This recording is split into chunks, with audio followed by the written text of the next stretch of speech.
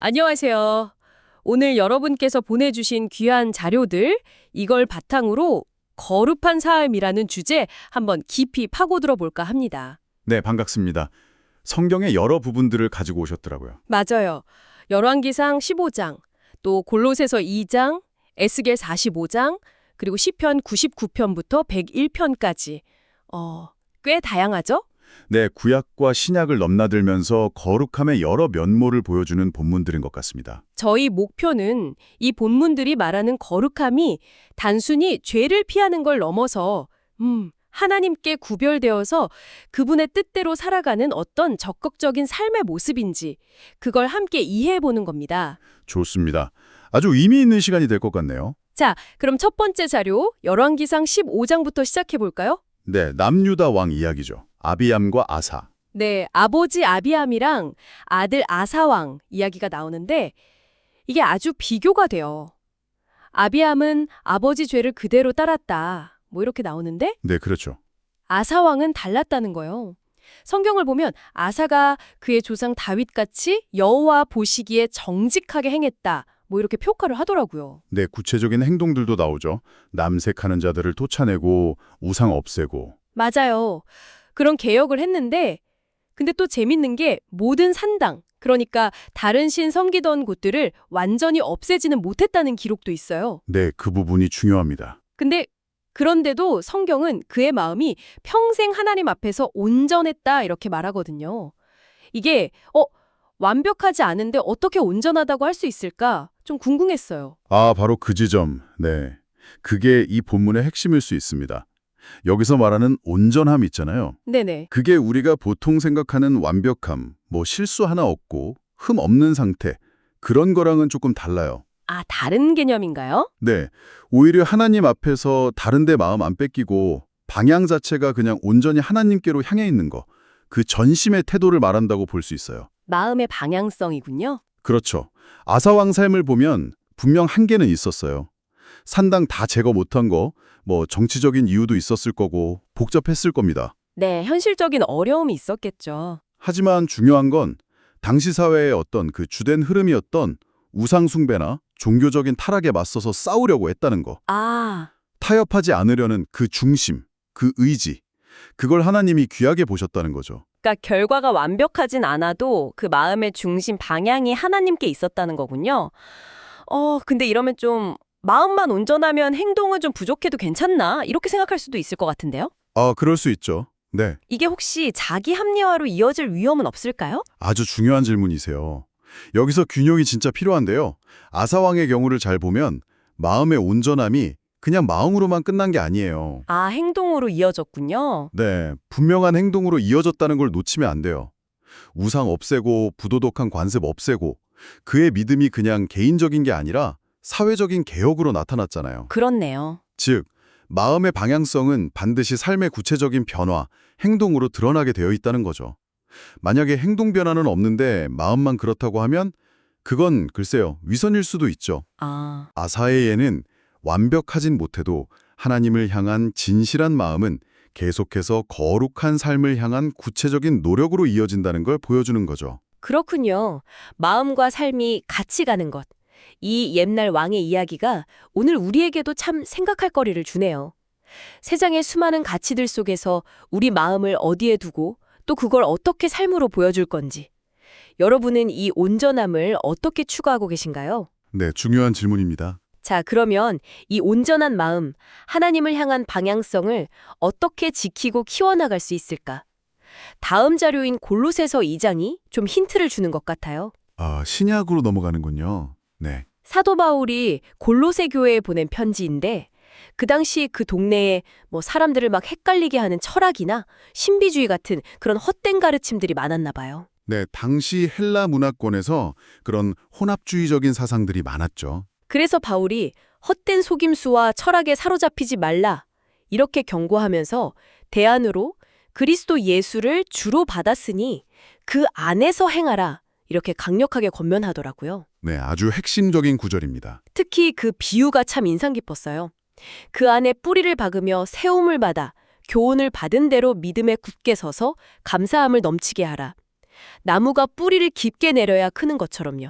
맞습니다. 이 골로새서는 거룩한 삶의 그 동력, 그 힘이 어디서 오는지 아주 명확하게 보여줘요. 그게 우리 자신의 노력이나 의지가 아니라 그리스도 안에서 행할 때 가능하다는 거죠. 아, 그러니까 아까 아사왕의 온전함도 중요하지만 그 온전함을 지켜나갈 힘은 우리 스스로에게서 나오는 게 아니라 그리스도와의 관계에서 온다는 말씀이시군요. 바로 그거죠. 그 관계성. 당시 골로새 교인들이 겪었던 혼란처럼 우리도 지금 얼마나 많은 정보와 사상 속에서 살고 있습니까? 아, 정말 그렇죠. 뭐가 맞는지 헷갈릴 때가 많아요. 네. 바울은 이 모든 혼란 속에서 진짜 안정과 성장은 오직 그리스도께 깊이 뿌리내릴 때만 가능하다. 이렇게 말하는 거예요. 그리스도 안에서 행한다는 건 그분을 삶의 주인으로 딱 모시고 그분의 가르침 따라서 생각하고 말하고 행동하고 또 그분의 성품을 닮아가는 그 계속되는 과정 자체를 의미하는 거죠. 그리스도 안에 뿌리를 내린다. 이미지가 참 와닿네요. 근데요, 여기서 어떤 분들은 그럼 내 노력이나 책임은 별로 안 중요한가? 그냥 다 그리스도께 맡기면 되나? 이렇게 생각할 수도 있을 것 같아요. 아, 네. 충분히 그렇게 생각할 수 있습니다. 아까 아사왕 이야기를 할 때는 개인의 결단, 행동이 중요하다고 했는데 이 둘 사이를 어떻게 봐야 할까요? 아주 예리한 지적이십니다. 이게 이거냐 저거냐의 문제가 아니에요. 이거와 저거 모두의 문제죠. 아, 둘 다 중요하다. 네. 신앙은 절대 수동적인 게 아니거든요. 골로새서가 그리스도께 뿌리 내리는 것, 그분과의 관계, 의존성 이걸 강조한다고 해서 우리 책임과 노력이 필요 없다는 뜻이 전혀 아니에요. 오히려 반대인가요? 그렇죠. 오히려 그 반대죠. 그리스도께 뿌리를 내리고 그분한테서 힘이랑 지혜를 받으니까 우리가 더 능동적으로 아사왕처럼 결단하고 행동할 수 있게 되는 거예요. 아하. 하나님의 은혜랑 인간의 책임, 이게 서로 막 싸우는 게 아니라 서로 보완하고 시너지를 내는 관계라고 봐야 해요. 그리스도 안에 깊이 뿌리 내릴수록 세상 유혹에 더 잘 저항하고 거룩한 삶을 향한 선택을 더 힘있게 할 수 있게 되는 거죠. 그렇군요. 마지막에 감사함을 넘치게 하라는 말도 그런 맥락이에요. 내 힘이 아니라 은혜로 사는 걸 아니까 그냥 감사가 막 흘러나오는 거죠. 와, 은혜와 책임의 시너지, 흥미로운데요. 우리 삶이 그리스도라는 그 땅에 깊이 뿌리 내릴 때 비로소 안 흔들리고 거룩한 열매를 맺을 수 있다. 여러분의 삶은 지금 어디에 뿌리를 내리고 있나요? 네, 한번 돌아볼 질문이죠. 자, 지금까지는 주로 마음의 상태나 관계에 초점을 맞췄다면 세 번째 자료, 에스겔 45장은 좀 다른 차원을 보여줘요. 거룩함에 공간적인 개념을 더하는데 이게 좀 독특하네요. 네, 에스겔서는 환상과 상징이 많아서 해석이 좀 필요하죠. 하나님께서 이스라엘 백성이 포로에서 돌아온 다음에 이제 새롭게 회복될 땅에 대해 말씀하시면서 아주 특별한 거룩한 구역을 구별하라고 명령하시는 장면이에요. 네, 성전 중심의 새로운 공동체를 위한 설계도 같은 거죠. 너희가 제비 뽑아 땅을 나눌 때 한 구역을 거룩한 땅으로 삼아 여호와께 예물로 드려라. 그 구역 전체가 거룩할 것이다. 이렇게 말씀하세요. 그냥 땅이 아니라 성소가 세워지고 제사장, 레위인들이 살면서 하나님 섬기는 곳, 하나님의 특별한 임재가 있는 곳으로 딱 구별됐어요. 속된 것들이랑 완전 분리된 공간. 네, 그 거룩한 구역 설정이 시각적으로 아주 강력한 메시지를 주죠. 절대적으로 거룩하신 하나님과 죄성을 가진 인간 사이에는 분명한 경계, 구별이 필요하다는 걸 보여주는 거예요. 아, 구별됨. 네, 하나님이 계신 곳은 세상의 방식이나 더러움으로부터 철저히 보호되고 거룩하게 유지되어야 한다. 이 원칙이죠. 그런데 이 구약의 공간 개념이 오늘 우리한테는 어떻게 적용될 수 있을까요? 네, 그게 중요하죠. 이 자료는 이걸 신약의 중요한 가르침, 즉 예수를 믿는 사람의 몸이 성령이 거하시는 성전이라는 개념과 연결시키더라고요. 아, 내 몸이 성전이다. 그렇죠. 그렇다면 우리 각자의 삶 자체가 하나님이 거하시는 거룩한 공간이라는 의미가 되는 거죠. 와, 제 삶 자체가 거룩한 공간이라니 이거 생각만 해도 무게감이 확 느껴지는데요. 솔직히 제 일상을 그렇게 막 거룩한 공간으로 여기면서 사는 게 현실적으로는 너무 어렵지 않나 이런 생각도 드는데요. 너무 이상적인 이야기 아닌가요? 물론 쉽지 않죠. 당연히 어렵습니다.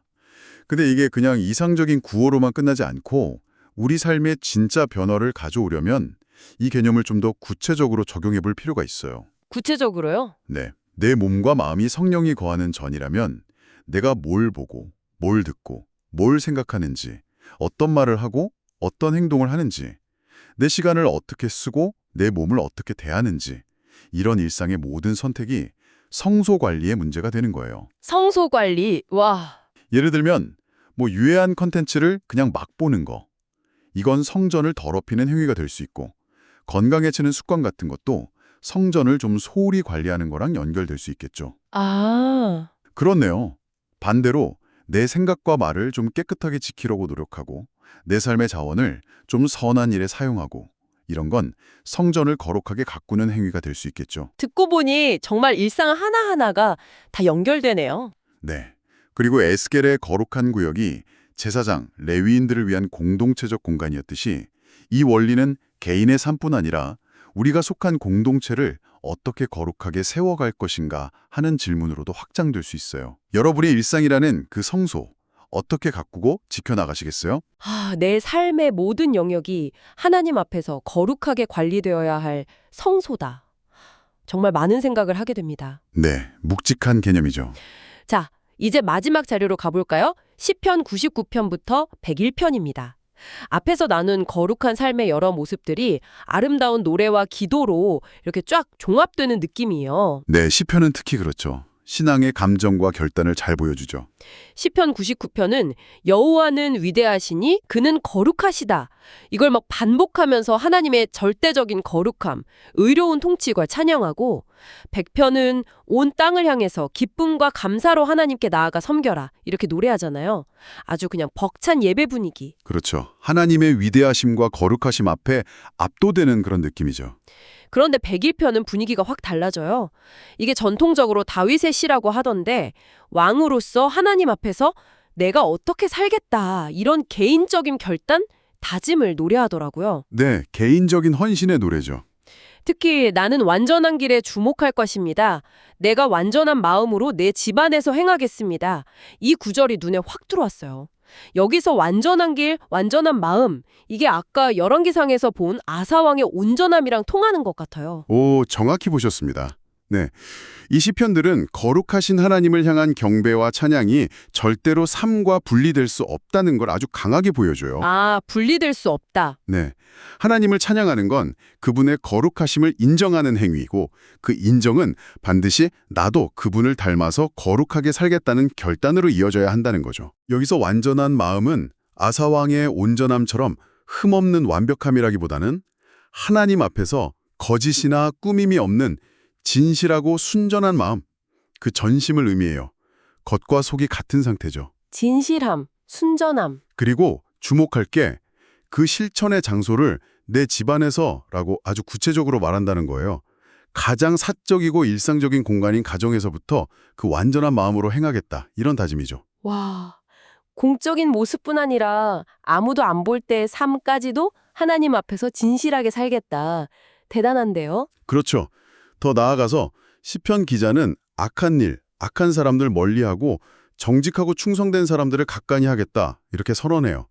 개인적인 경건이 사회적인 관계, 분별력으로까지 확장되는 걸 볼 수 있죠. 네. 결국 이 시편들은 거룩한 삶이란 하나님과의 깊은 예배 관계에서 시작해서 시편 99, 100편, 그 관계가 위선 없이 가정과 사회 모든 영역에서 진실하고 의로운 행동으로 일관성 있게 드러나는 것, 시편 101편임을 노래하는 겁니다.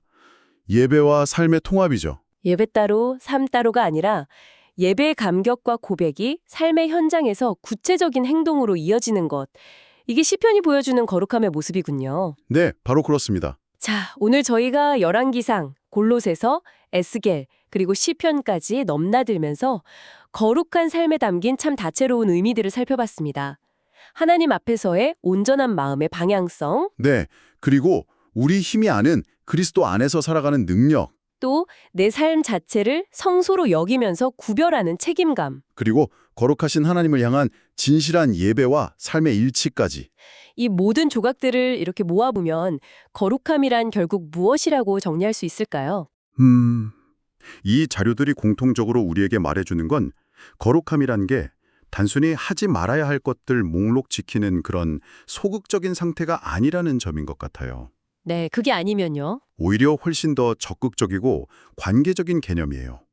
하나님께 온전히 속하고 구별되어서 그분의 성품을 우리의 삶을 통해 세상에 드러내고 또 그분의 뜻을 따라 살아가려고 하는 그런 능동적이고 전인적인 헌신, 이렇게 말할 수 있을 것 같습니다. 적극적이고 관계적인, 능동적이고 전인적인 헌신. 네, 마음의 중심 열왕기상, 그리스도와의 연결 골로새서, 몸과 삶의 성별 에스겔, 그리고 예배와 행동의 조화 시편가 다 어우러질 때 비로소 온전한 거룩함에 가까워질 수 있다는 그런 통찰을 얻게 되는 거죠.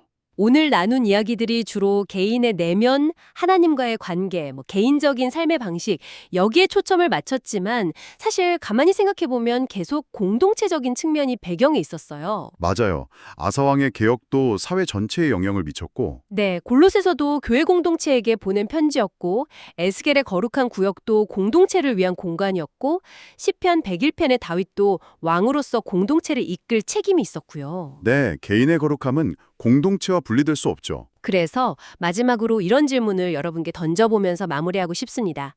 오늘 우리가 함께 탐구한 이 개인적인 거룩함을 향한 여정이 여러분이 속해 있는 가정, 직장, 친구관계, 또 신앙 공동체, 더 나아가서는 사회 전체와는 어떻게 연결되고 또 영향을 주고받을 수 있을까요? 아, 중요한 질문이네요. 나의 작은 거룩한 삶의 노력이 어떻게 공동체를 변화시키는 씨앗이 될 수 있을지, 또 건강한 공동체는 나의 거룩한 삶을 어떻게 지지하고 격려해 줄 수 있을지, 이 질문을 각자의 삶의 자리에서 한번 곱씹어 보는 건 어떨까요?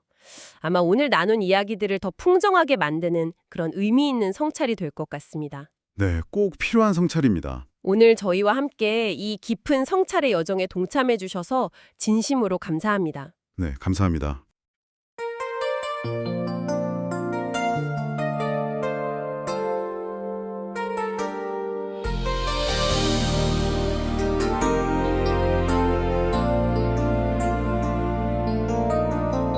열왕기상 10원장 다윗처럼 온전하게 세상 유혹 뒤로 하고 주만 향한 마음 아사왕의 정직함 무상을 다 없애고 주의 눈에 바르게 오직 주만 섬겼네 오직 주만 섬겼네 거룩한 삶 주님 앞에 온전하게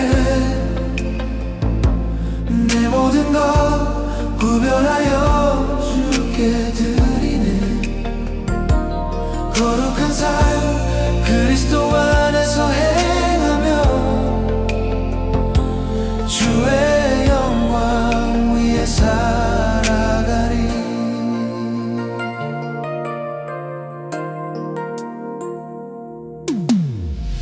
골로새서 2장 흔들리지 않는 믿음 헛된 철학 버리고 예수 안에 뿌리 박아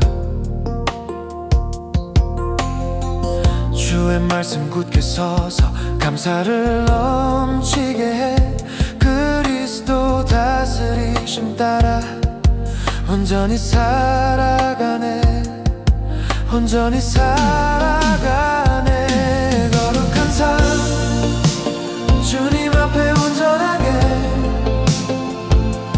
내 모든 것 구별하여 주께 드리네 거룩한 삶 그리스도 안에서 행하며 주의 영광 위에 살아가리 에스겔 제7부장 성소의 거룩함처럼 내 몸은 주의 성전 죄로부터 지키리 시편 난센 편 거룩하신 주님 찬양해 완전한 마음으로 주의 뜻 행하리 주님 우리 삶을 거룩하게 지켜주소서 주의 성품 닮아 세상 가운데 빛이 되리